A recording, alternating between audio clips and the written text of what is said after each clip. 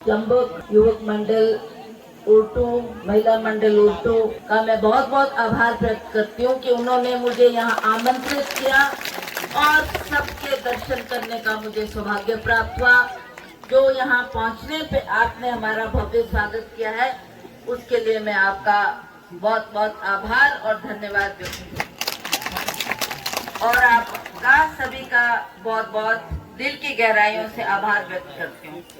मंच पे बैठे हमारे कुल्लू जिला के अध्यक्ष श्री बुद्धि सिंह ठाकुर जी, उपेंद्र सिंह मिश्रा जी, चंदेश जी, श्रीमती सीमा वर्मा जी जो हमारी कांग्रेस की अध्यक्षा है, श्री देशराज आजाद जी, श्री दीवान सिंह जी, परसराम जी, बंसीलाल जी, कुशवंत कश्यप जी, सतपाल ठाकुर जी, श्री लेखराज ठाकुर जी, अतुल शर्मा जी, दिलीप सिंह जी और सभी मंच पे बैठे कांग्रेस पार्टी के वरिष्ठ पदाधिकारीगण, सभी कार्यकर्ता, सभी हमारे महिला मंडल के प्रधानगण, युवा मंडल के प्रधान और ग्राम पंचायत के प्रधान, उप प्रधान, पंचायत समिति के सभी सदस्यगण और जिला परिषद के सदस्यगण और सभी यहाँ पर आए आदर के योग्य बुजुर्गों, माताओं, बहनों और नौजवान साथी, मुझे आज बहुत खुशी है कि इस उर्टू गांव में आकर आपके इस कार्यक्रम में भाग लेने का मुझे भी सौभाग्य प्राप्त हुआ और जिस तरीके से आपने स्वागत किया, जिस तरीके से आपने इसका आयोजन किया, मैं आपका बहुत बहुत आभार व्यक्त करती हूँ, धन्यवाद करती हूँ कि बहुत सुंदर कार्यक्रम। मेरे से पहले यहाँ की महिला यहाँ पर एक सुंदर नाट्य का प्रोग्राम कर रही थी, बड़े जोर से अच्छी नाच रही थी। इनका बीच में ही कार्यक्रम इन्होंने रोक दिया कि देर हो रही है, इसलिए आपसे क्षमा चाहते हैं। अगली बार जब आएंगे तो आएंगे। अभी आप जानते हैं कि हमने मंदिर भी जाना है, फिर वापस भी जाना है और कहा मैंने रामपुर से होते हुए वापस शिमला भी पहुंचना है, कल फिर कांगड़ा जाना है। बहुत लंबा कार्यक्रम है, इसलिए थोड़ा कोशिश कर रहे हैं कि जल्दी से जल्दी समाप्त हो, पर फिर भी आपके बीच में आने का टाइम तो मेरा ख्याल बहुत पहले था, पर जब मैं रामपुर से चली, जगह जगह में लोगों ने रोका, स्वागत किया, सत्कार किया और इस वजह से हमारा कार्यक्रम आगे आगे डिले होता रहा और 2 बजे जो पिछला कार्यक्रम था। तो इसी तरह से जहां भी गए वहां पर जितनी भी महिला मंडल थी, उन्होंने सड़कों पे उतरकर फूल मालाओं से स्वागत किया और वहां पर अपनी मांगे रखी। तो वो कार्यक्रम भी बहुत चलता रहा सारे दिन, उसमें भी थोड़ा समय व्यतीत हुआ, जिसकी वजह से आपके बीच पहुंचने में थोड़ा विलंब हुआ। इसके लिए मैं आपसे क्षमा चाहती हूँ। सबसे पहले तो मैं आपका इस बार के लिए आभार व्यक्त करती हूँ कि पिछले जो उपचुनाव हुए जिसमें कांग्रेस पार्टी ने मुझे उम्मीदवार बनाया और आपके बीच में मुझे आने का सौभाग्य प्राप्त नहीं हुआ कि उस वक्त मेरे पास बहुत कम समय था। 1 महीने के अंदर अंदर मुझे 17 हलकों का दौरा करना था, 17 हलकों में जाना था और उसी तरह से समय को देखते हुए मैंने अपने कांग्रेस के कार्यकर्ताओं को ये जिम्मेवारी दी और उन्होंने हर क्षेत्र में जाकर अपने लोगों के बीच में मेरी बात रखी। मैं इसके लिए भी आपका बहुत बहुत आभार व्यक्त करती हूँ कि पिछला जो उपचुनाव हुआ उसमें आपने सभी ने अपना सहयोग दिया, आपने डोर टू डोर वर्किंग की, आपने सभी महानुभाव से भी ये प्रार्थना की कि इस बार आप कांग्रेस को वोट दें। मुझे आपको बताते हुए खुशी है कि उस चुनाव में केवल कांग्रेस के कार्यकर्ता ही नहीं, कांग्रेस के वोटर ही नहीं, मुझे बीजेपी के लोगों ने भी उस वक्त समर्थन दिया, साथ दिया, क्योंकि वो जानते थे अभी 2 महीने पहले ही वो जानते थे कि चुनाव से 2 महीने पहले ही राजा साहब हमारे को और सभी लोगों के मन में ये श्रद्धा थी, ये आस्था थी और विश्वास था कि राजा साहब ने जो काम किया है उसका आखिरी वोट उनके लिए हम उस तो सभी ने अपना साथ दिया, सभी ने अपना सहयोग दिया, जिसकी वजह से हम 4.25 लाख से जो पिछली बार इस सीट को हारे थे उसको भी हमने पूरा किया और बढ़त हासिल की वो तभी संभव हो पाया क्योंकि हमें पंडी पार्लियामेंट्री हलके के सभी लोगों का सहयोग और आशीर्वाद मुझे प्राप्त हुआ। तो उस संदर्भ में भी आज आपका बहुत बहुत आभार और धन्यवाद मैं दिल की गहराइयों से व्यक्त करने के लिए आपके सामने खड़ी हुई हूँ। मुझे पूर्ण विश्वास है कि जिस तरीके से अब ये 2022 का साल है, अब बहुत नजदीक चुनाव आ गए और 2-3 महीने के अंदर अक्टूबर में, शायद सितंबर में कोड ऑफ कंडक्ट लग जाएगा और अक्टूबर में हमारी वोटिंग होगी, हमारा चुनाव की प्रक्रिया शुरू होगी। तो उसमें भी मुझे आपसे निवेदन करना है, जैसा मेरा नौजवान साथी भाई यहाँ पर बहुत सी मांगे कर रहे थे, वो कह रहे थे हमारे को रेस्ट हाउस की जरूरत है, सड़क की जरूरत है, बड़ी उन्होंने यहाँ पर अपने क्षेत्र की समस्याएं रखी। और मुझे खेद है इस बात को बताते हुए कि बीजेपी की सरकार ने अपने कार्यकाल में कोई भी काम नहीं किया। आप मुझे यहाँ पर एक व्यक्ति खड़ा होकर बता दे कि बीजेपी के द्वारा ये काम किया। चाहे पीने के पानी की समस्या थी, अभी मैं पिछले जब आ रही थी तो वहां भी मेरे को महिलाओं ने रोका, उन्होंने बोला जो काम सरकार ने करना चाहिए था 5 सालों में, तो ना 5 सालों में उन्होंने कोई सड़कों का सुधार किया, ना जो आपकी मांगे थी, चाहे वो रेस्ट हाउस की मांग आपने की, सड़क की बात की, बहुत सी और भी आपकी समस्याएं यहाँ पर है। उन बातों को अगर आपके विधायक आ जाते और वो सरकार के द्वारा जो काम किए जा रहे हैं उसमें अपने क्षेत्र की समस्याओं को रखते और कहते कि हमारे क्षेत्र की समस्या है, इसका समाधान होना चाहिए। उनको आपने चुनकर विधानसभा भेजा है, विधानसभा में उनको आपकी आवाज उठानी चाहिए थी, विधानसभा में बोलना चाहिए था माननीय मुख्यमंत्री जी, मेरे उल्टू गांव के लोग बहुत पिछड़े हुए हैं, बहुत पिछड़ी हुई एरिया है, वहां पर मेरी ये समस्या है, आप कृपा करके इसका समाधान करें। तो ना उन्होंने आवाज उठाई और ना ही माननीय मुख्यमंत्री ने कुछ आपके क्षेत्रों के लिए दिया। अब वो वक्त आ गया है जब आप वोट देंगे, आप सरकार को बदलेंगे, दोबारा कांग्रेस के प्रतिनिधि को यहाँ से चुनकर भेजेंगे और हमारी कांग्रेस की सरकार बनेगी, तब हम इन कामों को आगे कर पाएंगे। मैं आपको आश्वासन देती हूँ कि हम अपने कार्यकाल में अवश्य इन कामों का ध्यान रखेंगे और वक्त आएगा तो उन कामों को भी करके देंगे। जैसा मेरा नौजवान साथी कह रहा था, रेस्ट हाउस चाहिए, सड़कों की मरम्मत के लिए पैसा चाहिए, पानी की इन्होंने बात की, बहुत सी मांगे यहाँ पर रखी, बैंक की शाखा जो कि बहुत ही इम्पोर्टेंट है क्योंकि सब बागवान है, किसान है, जब इनकी उपज होती है और पैसा आता है तो वो चाहते हैं इसको बैंक में जमा किया जाए, क्योंकि घर में तो नहीं आप इतना पैसा रख सकते। तो एक बैंक की शाखा होनी भी बहुत जरूरी होती है कि हर क्षेत्र में एक बैंक की शाखा हो। वो मैं आपको आश्वासन देती हूँ कि उसके लिए मैं अवश्य आवाज उठाऊंगी और आपकी इस बैंक की शाखा को यहाँ पर खोला जाएगा। आपने ऐसे मेरे को एक पर्चे में लिख के दिया है, पर अगर आप मेरे को अलग से इसके लिए एप्लीकेशन देंगे तो मैं अवश्य ये बैंक की शाखा खोलने के लिए यहाँ पर प्रयास करूंगी। आपने प्राथमिक स्वास्थ्य केंद्र उल्टू को सुचारू रूप से संचालन करने के लिए बात की। आपने जो ये पेयजल योजना है, उसके उठाऊ पेयजल योजना, उसकी आपने बात की। राजकीय वरिष्ठ माध्यमिक पाठशाला में 22 स्टाफ की कमी है, उसको पूरा करने की आपने बात की। सामुदायिक भवन उल्टू एवं लाइब्रेरी हेतु आपने मांग की। उल्टू से कतमोर बस सुचारू करने के लिए आपने मांग की। बिजली विभाग सेक्शन उल्टू का ट्रांसफर लाज से उल्टू के लिए आपने मांग की।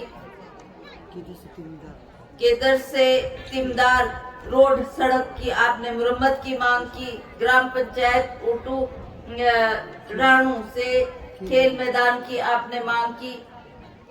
तो ये सारे काम किसने करने चाहिए थे पिछले 5 सालों में?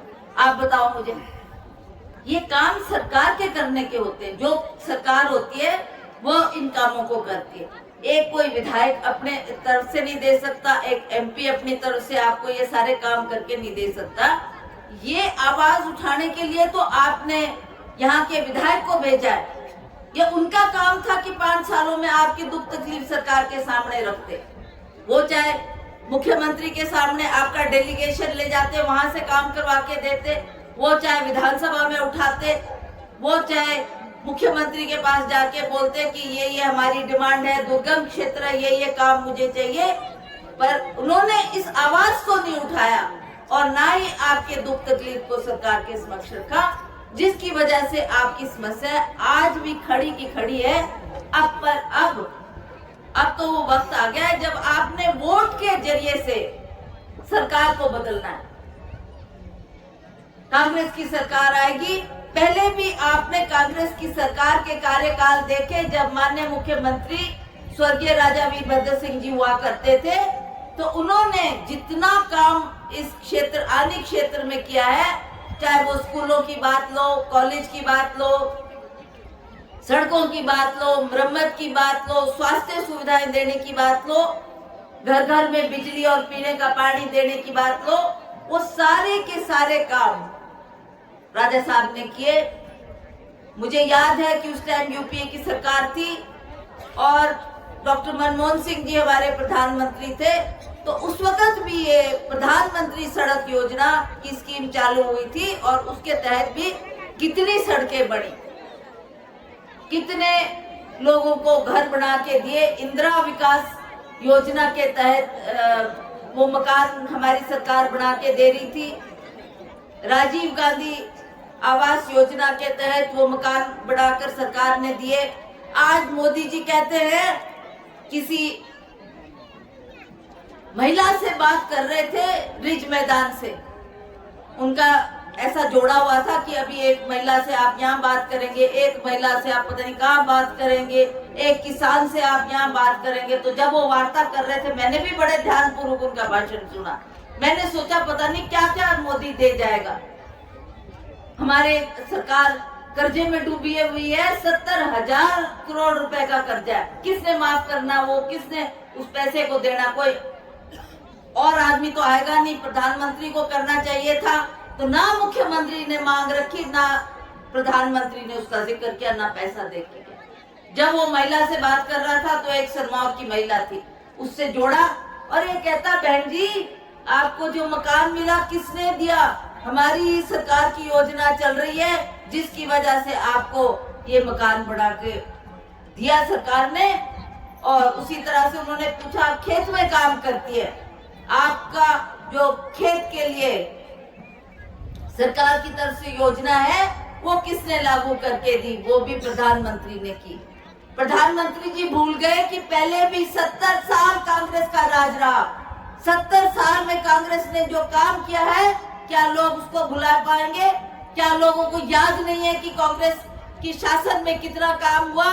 मुझे बहुत अच्छी तरह से याद है कि माननीय वीरभद्र सिंह जी जब मुख्यमंत्री थे और हमारे विधायक यहाँ से ईश्वर दास जी यहाँ से विधायक थे, तो राज साहब ने 22 दिन का दौरा अन्य क्षेत्र का रखा था। उस वक्त तो इतनी सड़कें भी नहीं थी, तब भी उन्होंने जाकर हर क्षेत्र में पैदल चलकर हर क्षेत्र में दौरा किया, वहाँ की समस्याओं को सुना, वहाँ के प्रॉब्लम्स को सुना और अपने कार्यकाल में उन्होंने वो काम करके दिए। तो ये होता है सरकार का काम करने का तरीका। आप हवाई जहाज में उड़कर आओ और यहाँ लैंड हो जाओ और यहाँ लोगों से बात करके हवाई जहाज में बैठ के वापस चले जाओ, ये कोई तरीका नहीं होता। ठीक है, आपके पास साधन है, और अगर आप सड़कों से आएंगे तब आप जान पाएंगे कि सड़कों की हालत क्या है। अगर आप ऐसे जैसे मैं आज बाई रोड आई हूँ, अगर आप भी आते, आपका लोग स्वागत करते, लोग अपनी समस्याएं आपको बताते और आप तत्काल उसका समाधान कर सकते थे माननीय मुख्यमंत्री जी। पर बड़ा अफसोस है कि आपको लोगों के दर्द से जुड़ना नहीं आ रहा। 5 साल बीत गए, आपको भगवान ने ऐसा सुनहरा अवसर दिया था कि आप चाहते तो बहुत कुछ हिमाचल प्रदेश के लिए कर सकते थे। आप दोबारा रिपीट भी हो जाते अगर लोग चाहते तो। पर अब लोगों ने मन बना लिया है क्योंकि लोग मन दुखी है, लोगों का मन बड़े परेशान है। आप देखो बेरोजगारी कहां से कहां पहुंच गई। यही मोदी जी थे जो बोलते थे एक साल में पूरे भारतवर्ष में 2 करोड़ बच्चों को रोजगार दूंगा। 8 साल हो गए, 16 करोड़ बच्चों को रोजगार मिलना चाहिए था। मोदी जी ने, आपने तो शायद 16,000 बच्चों को भी नौकरी नहीं दी होगी पूरे भारतवर्ष में। और महंगाई देखो आप, कहां आसमान छू रही है। सिर्फ खाने के पदार्थ ही नहीं, आपके दाल, चावल, आटा, चीनी, नमक, तेल जो आपको सस्ते राशन की डिपो की दुकान में कांग्रेस के कार्यकाल में मिलता था, वो उसकी कीमतें आज देखो, उसमें और बाजार में कोई फर्क नहीं है। सरसों के तेल की बोतल 90 रुपए हुआ करती थी और आज वही सरसों के तेल की बोतल 250 की कीमत में आपको करनी पड़ रही है। माता यहाँ बैठी है, आप इस बात को बहुत अच्छी तरह से समझती है। आपको पता है, जिसने रात को, अभी जैसे आप यहाँ से जाएगी तो सबसे पहले अपने रसोई में दौड़ेगी। रसोई में दौड़ेंगे तो आपको शाम को परिवार के लिए भोजन पकाना है। तो महिला सोचती है मैं किस चीज में कटौती करूं, तेल में कटौती करूं कि आटे में कटौती करूं कि राशन में करूं कि दालों में करूं कि मसालों में करूं कि सब्जी में करूं। आज उस कटौती को करते करते उसको इतना कठिन हो गया है अपना परिवार का पालन पोषण करना कि उसको भी अब 2 बार सोचना पड़ रहा है कि मैं किस तरीके से गुजारा करूं। गैस खरीदने जाती है तो 1100 रुपए से ऊपर सिलेंडर का भाव। कल परसों मैं किन्नौर में थी, किन्नौर तो क्योंकि दुर्गम क्षेत्र है तो वहां 1170 रुपए का एक सिलेंडर मिल रहा है। आज लोगों ने फिर से जंगलों का कटान शुरू कर दिया, क्योंकि आज सिलेंडर की कीमत वो अदा नहीं कर पा रहे, तो उनको लगता है चलो जंगल में लकड़ी काट कर अपना चूल्हा चलाकर तब घर का भोजन बनाओगी। सिलेंडर की कटौती करेंगे, पर बच्चों को जो आपने रोटी और दाल और सब्जी खिलानी है, फुल्का खिलाना, उसमें तो आप कटौती नहीं कर सकते। बच्चा मांगेगा कि मेरे पेट में भूख लगी है, उसको तो आपको भरपेट भोजन देना ही पड़ेगा। तो इसलिए कि समस्या आज हमारे सामने है। अभी भी नहीं अगर हम सुधरे तो भगवान आकर भी हमारे को नहीं सुधार सकता। तो आपने ये बातें सोचनी, इसके बारे में मनन करना और इन बातों के ऊपर सोच करके जो अब आपको अगला चुनाव आएगा उसमें आपने अवश्य परिवर्तन लाने का प्रयास करना। ये मैं समझती हूँ कि आप इन बातों को भली भांति समझते हैं और अवश्य आपने भी मन बढ़ा लिया होगा कि अगली सरकार हमने कांग्रेस की लानी, कांग्रेस ही काम करती है और कांग्रेस ही काम करेगी। इनकी आपने सरकारें पहले भी देखी, चाहे वो शांता कुमार जी की सरकार रही, धूमल जी की सरकार रही और उसी तरह से जयराम ठाकुर जी की सरकार रही। 5 साल बीत गए पर कोई होश नहीं, कोई तकलीफ नहीं, कोई नहीं। मैं आपको एक बात और बताना चाहती हूँ, क्योंकि आप किसान है, बागवान है। अभी पीछे 1 साल पहले हमारे पूरे देश के किसान कितने चिंतित थे, उनकी भी कुछ मांगे थी और वो मोदी जी ने उनको कहा था कि मैं करूंगा। जब देखा कि मोदी सुन ही नहीं रहा तो उन्होंने सड़कों में बैठ के धरने दिए। 1 साल में वो किसान सड़कों पर बैठे, फिर भी मोदी जी के कानों में वो आवाज नहीं गूंजी। मोदी जी क्या करते थे, कोई मेडल जीत के आ गया नौजवान, उससे वार्ता कर रहे हैं, उससे बातचीत कर रहे हैं, पर किसानों की आवाज को उन्होंने नजरअंदाज किया और किसानों की बात नहीं सुनी तो नहीं सुनी। 1 साल वो सड़कों पे बैठे रहे। कितने लोग उसमें मरे आप अंदाजा नहीं लगा सकते। पंजाब हमारा एक ऐसा राज्य है जहाँ पर बहुत उपज लोग करते हैं, खेती बाड़ी करते हैं और वहाँ का अनाज पूरा देश खाता है, चाहे वो गेहूं हो चाहे वो चावल हो। तो वहाँ के लोगों ने जब वो धरने पे बैठे तो बुजुर्ग भी थे, महिलाएं भी थी, युवक भी था, नौजवान भी था। 750 लोग मर गए सड़कों पर किसान, पर मोदी जी ने बिल्कुल भी उनकी आवाज नहीं सुनी।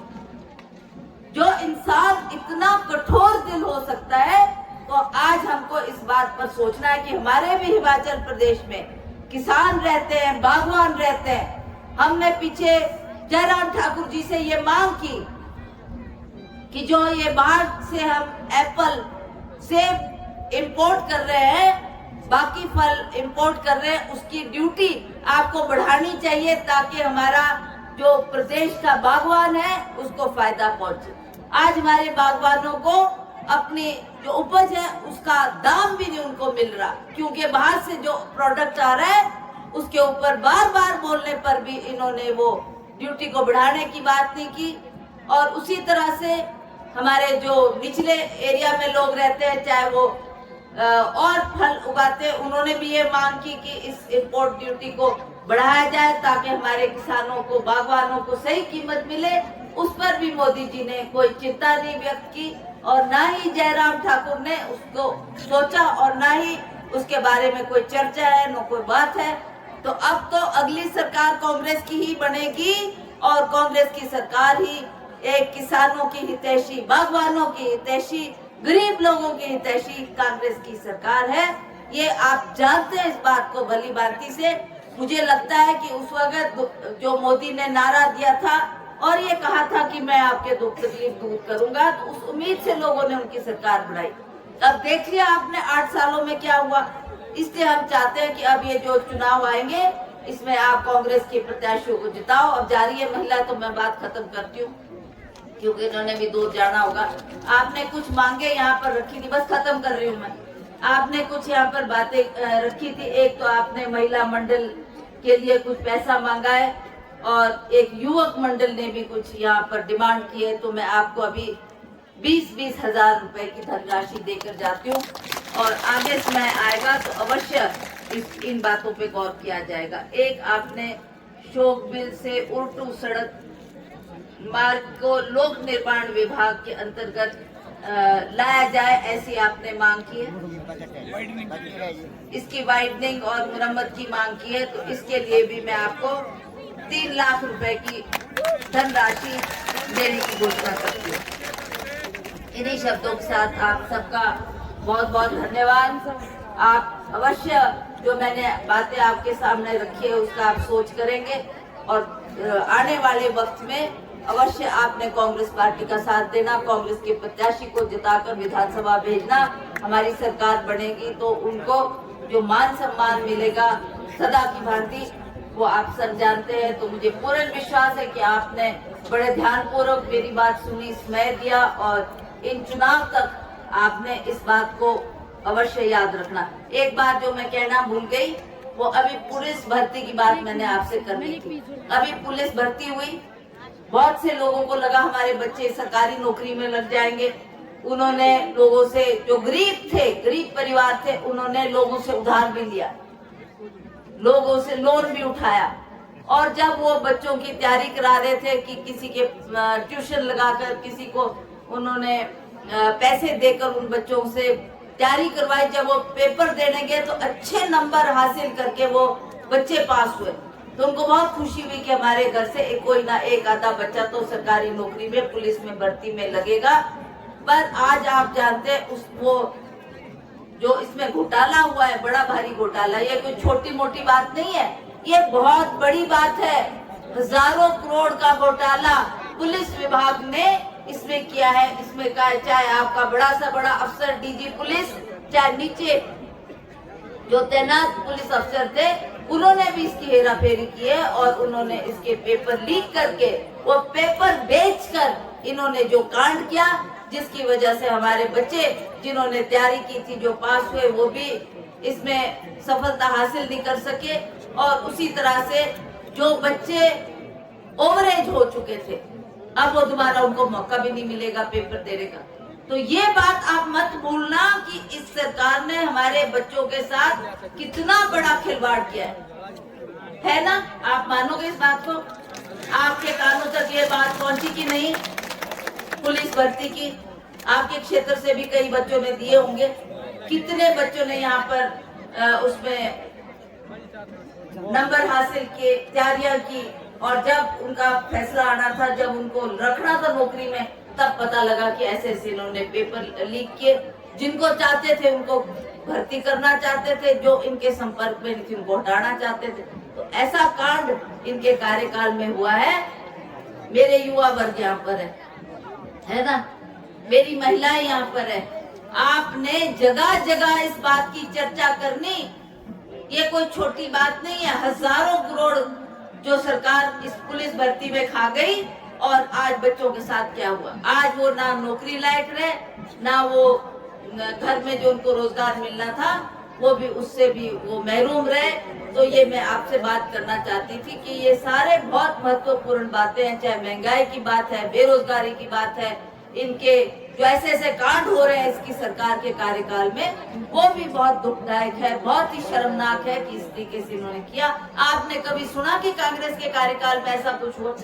सुना कभी? तो इसलिए आपको एक बात और बता दूं, जो गुड़िया कांड हुआ था ना, और उस वक्त हमारी सरकार थी, तो इन्हीं लोगों ने, बीजेपी के लोगों ने उसको बुना बुना के बोल के 6-7 महीने तक कितना उसको किया। हालांकि राजा साहब ने उसमें सीबीआई इंक्वायरी भी करी, सारी जांच करवाई, उसमें कुछ भी नहीं मिला, पर अंततः उन्होंने जो ठियोग में पुलिस चौकी थी उसको भी जला दिया। कितना कितना इन्होंने किया।